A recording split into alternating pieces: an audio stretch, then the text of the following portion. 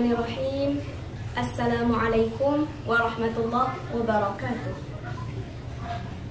Alhamdulillahi rabbil alamin. Assalatu wassalamu ala asyrafil anbiya'i wal mursalin sayyidina wa maulana Muhammadin wa ala alihi wa sahbihi ajma'in. Amma ba'd. Qala Allah Ta'ala fil Qur'anil Karim, a'udzu billahi minasyaitonir rajim. Bismillahirrahmanirrahim. Innallaha la yaghfiru an yushraka bihi wa yaghfiru ma duna dzalika liman yasha. Wa man yushrik billahi faqad iftara itsman 'azima. Wa qala Allah Ta'ala, Bismillahirrahmanirrahim. Ma kana lin-nabiyyi wal ladzina amanu ay yastaghfiru lil musyrikina walau kanu uli qurba min ba'di ma tabayyana lahum annahum ashabul jahim. Shadaqallahul azim. Teman-teman sekalian, pada video kali ini insyaallah saya akan membahas mengenai dosa syirik, yang mana kita akan merujuk kepada dua ayat. Yang pertama surah An-Nisa ayat 48 dan surah At-Taubah ayat 113. Yang pertama surah An-Nisa ayat 48. Innallaha la yaghfiru ay yushraka bihi wa yaghfiru ma duna dzalika liman yasha wa man yusyrik billah faqad iftara itsman 'azima. Sesungguhnya Allah tidak akan mengampuni siapa yang tidak akan Allah ampuni.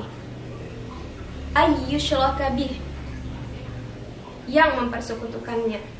Jadi dosa yang paling besar yang tidak akan Allah ampuni itu cuma satu. Apa itu?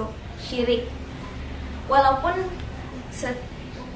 dia memiliki kebaikan yang begitu besar, misalnya dia suka sedekah, dia suka membantu orang lain, tapi kalau sudah mempersekutukan Allah, dia nggak bakal diampunin sama Allah. Terus ayat sambungannya, wa yaghfiru ma duna dzalika liman yasha, dan Allah mengampuni yang selain dari syirik itu. Jadi walaupun seseorang bergelimang dosa tapi dia mengucapkan dua kalimat syahadat, insya Allah dia terjamin. Misalnya seseorang berdosa besar tapi dia bersyahadat, misal dia adalah koruptor, misal dia adalah pencuri, misalnya pemabuk, Allah bisa saja mengampuni dia. Akan tetapi itu bagi siapa yang dia kehendaki. Apakah kita menjamin diri kita adalah orang yang Allah kehendaki? Maka kita juga harus berhati-hati, yaitu dengan terus melakukan perintah Allah dan menjauhi segala larangannya. Kemudian, wa may yusyrik billahi faqad iftara itsman 'azima. Barang siapa yang mempersekutukan Allah, maka sungguh ia telah berbuat dosa yang besar. Nah, jadi di antara dosa-dosa yang ada di muka bumi ini, dosa yang paling besar itu yaitu dosa syirik. Kenapa dosa syirik adalah dosa yang paling besar? Karena dosa syirik itu menganggap ada Tuhan lain selain Allah. Padahal Allah itu yang menciptakan kita, yang memberikan nikmat kepada kita, nikmat kesehatan, nikmat rezeki, dan yang lainnya. Dan bukti-bukti keesaan Allah itu begitu nyata di hadapan kita, begitu jelas. Misal kita melihat pemandangan, pasti ada yang menciptakan pemandangan itu. Siapa dia? Allah.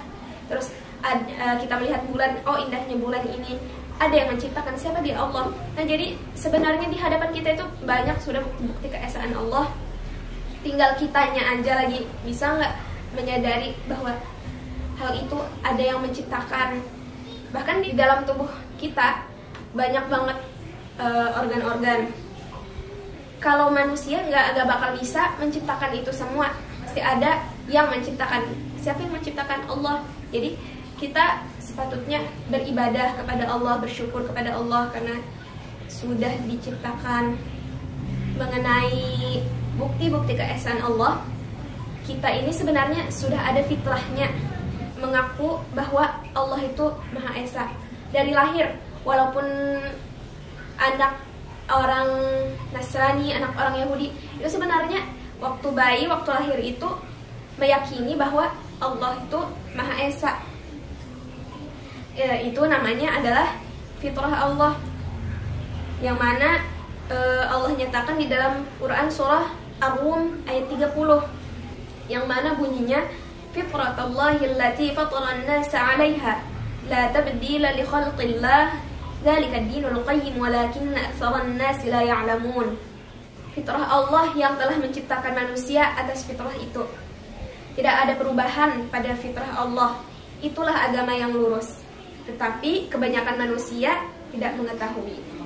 Berdasarkan hadis Nabi juga yang diriwayatkan oleh Bukhari, setiap manusia diciptakan dalam keadaan membawa fitrah kesucian atau kepercayaan kepada Tuhan yang Maha Esa. Tetapi kedua orang tuanya yang menjadikan dia Yahudi, Nasrani, atau Majusi.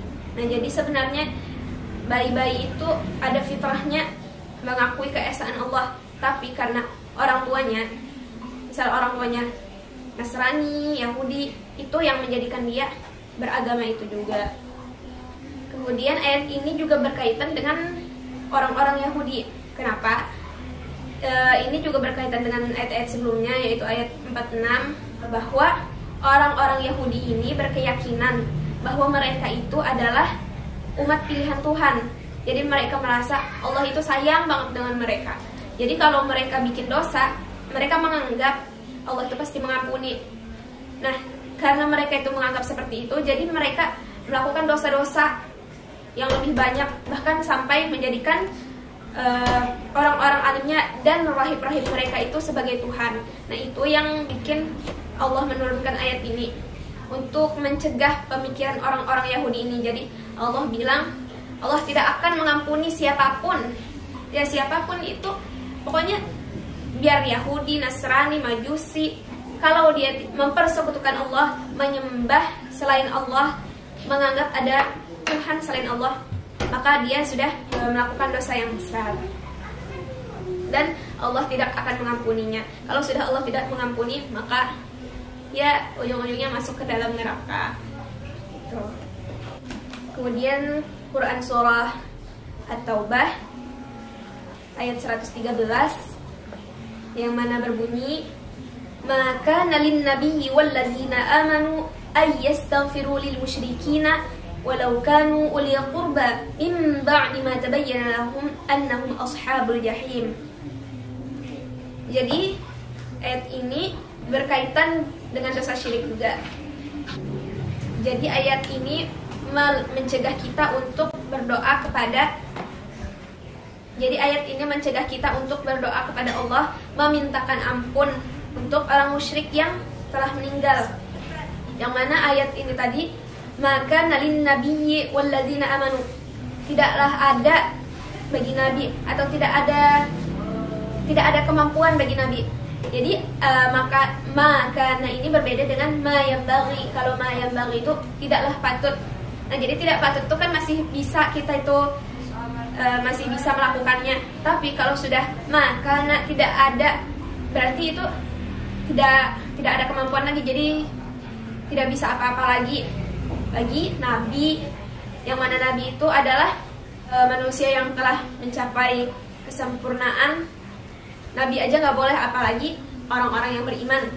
Jadi kita tidak patut untuk memintakan ampun untuk mereka, walaupun mereka adalah kaum kerabat, walau kanu uli qurba, walaupun dia ayah kita atau ibu ataupun saudara ataupun sahabat, dengan tanda kutip mim ba'di ma tabayyana lahum, sesudah jelas bagi mereka.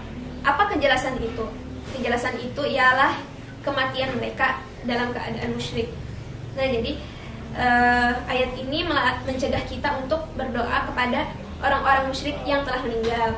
Kalau orang-orang musyrik yang masih hidup, kita masih boleh mendoakan dia, mendoakan untuk diberi hidayah agar masuk ke dalam Islam. Karena kan masih ada kemungkinan bagi orang-orang musyrik yang masih hidup untuk putar haluan ke dalam Islam gitu. Tapi kalau yang sudah meninggal itu sudah nggak bisa lagi, karena mereka sudah menganggap ada Tuhan-Tuhan lain selain Allah. Sampai mati tuh mereka menganggap begitu. Jadi kita tidak boleh mendoakan. Tapi mungkin banyak dari teman-teman yang punya kerabat, misal sahabat, atau mungkin ada yang mu'alaf juga di sini, yang mana orang tuanya meninggal dalam keadaan musyrik. Nah, misal nih, dia ngomong, jadi gimana nih, gak enak rasanya kalau nggak doakan orang tua. Nah, jadi ada satu jalan keluarnya. Kita bukan mendoakan mereka, tapi mengadu. Seperti apa mengadunya? Jadi kita bilang, ya Allah, kalau engkau siksa mereka, itu adalah wajar. Dan kalau engkau memberikan ampunan kepada mereka, itu juga wajar, karena engkau maha pengampun. Aku pasrahkan semuanya kepada engkau. Nah, itu kita bukan berdoa, tapi mengadu. Kita bilang sama Allah, kalau Allah menyiksa orang-orang musyrik atau kaum kerabat kita yang musyrik itu wajar. Karena apa? Karena mereka tidak beriman kepada Allah. Tapi kalau Allah memberikan ampunan, itu juga wajar. Kenapa? Allah itu maha pengampun. Nah, itu solusinya buat teman-teman yang ingin membantu orang tuanya lah gitu, atau membantu temannya gitu. Kemudian sesudah jelas bagi mereka bahwa mereka itu adalah penghuni jahanam. Nah, jadi kejelasan itu setelah mereka meninggal. Nah, jadi kalau orang-orang musyrik yang masih hidup, itu masih boleh kita doakan.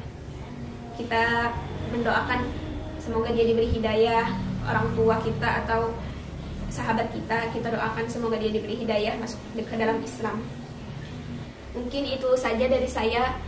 Kesalahan sendiri datang dari saya dan kebenaran itu hanya milik Allah. Wallahul muwaffiq ila aqwamit thoriq. Wassalamualaikum warahmatullahi wabarakatuh.